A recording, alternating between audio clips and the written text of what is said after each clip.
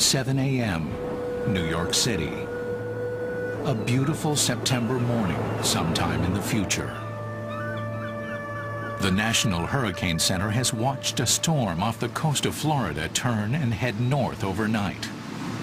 The storm is massive, with a radius of more than 100 miles across and an eye wall of 12 miles, and it's rapidly expanding.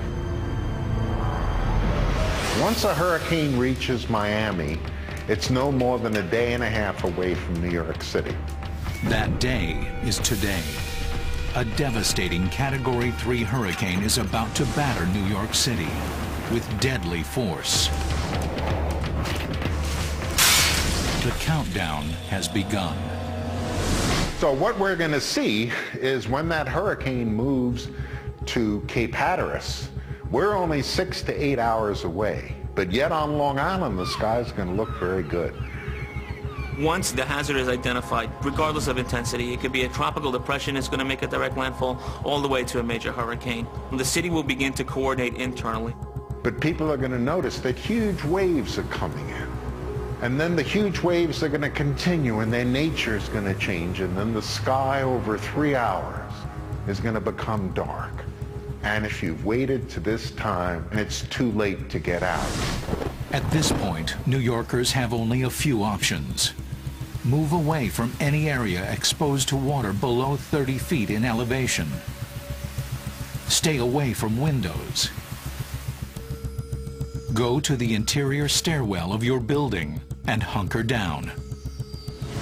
At 3 hours, we're going to be experiencing extremely heavy surf and gale force winds. So it's going to be getting darker and darker. Rain is going to start to fall. The rain will become more and more horizontal with time. Then the front part of the hurricane will move in, and the devastating phase goes on. Rush hour. The Category 3 mega hurricane hits town. The strongest winds and storm surge are on the right side of the hurricane, slamming into the harbor. The surge will come up slowly at first, and then as that eye makes landfall, it'll just come up as a big wave, inundate from Coney Island on right up into the southern tip of Manhattan. A tsunami-like wall of water will smash into every inch of the coast. These deadly surges will first devastate outlying coastal areas of the city. As the hurricane continues north, surge levels will build. The financial district in Lower Manhattan could see water as far north as Canal Street. The current home of the city's Office of Emergency Management is vulnerable, located in a flood zone near the Brooklyn Bridge. Icons begin to fall. Water levels at the Battery start to rise at more than a foot an hour. The water seeps in through every drain and tunnel entrance, flooding subway tracks and bringing mass transit to a halt. Our utility system is underground, very susceptible to storm surge. In Times Square, swirling winds of over 100 miles an hour send neon and glass spinning everywhere.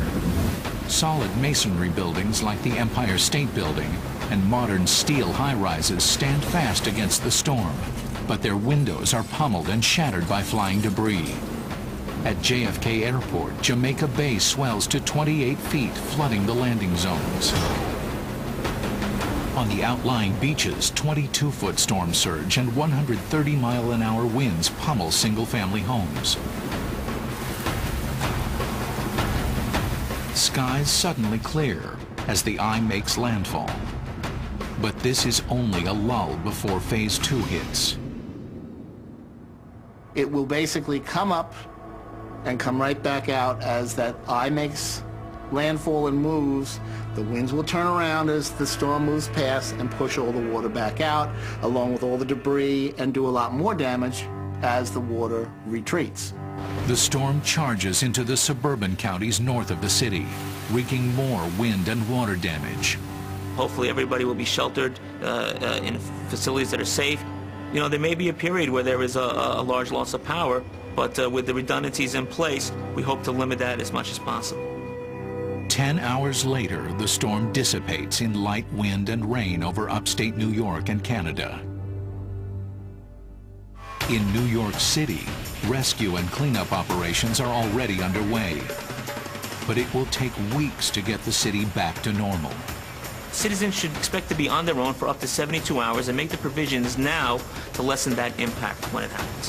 Stranded motorists will be pulled from car roofs by Coast Guard and city police. The few survivors of the tsunami-like surges in beachfront communities will start to crawl out from the wreckage of their homes. A hit on a major city like New York will easily have national repercussions.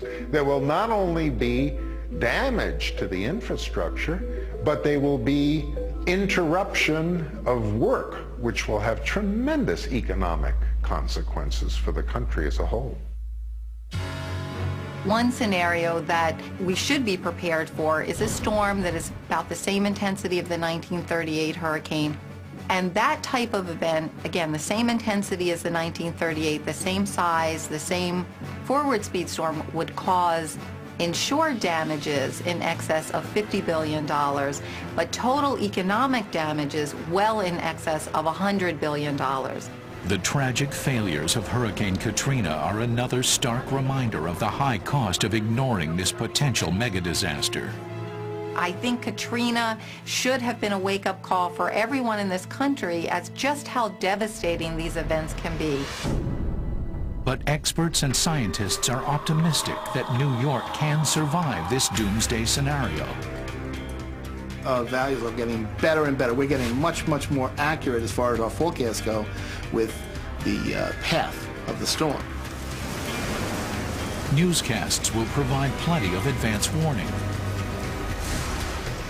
The media sees these things. They're hyped up to death. So that's a fortunate thing in some ways. But no amount of warning can change one fact.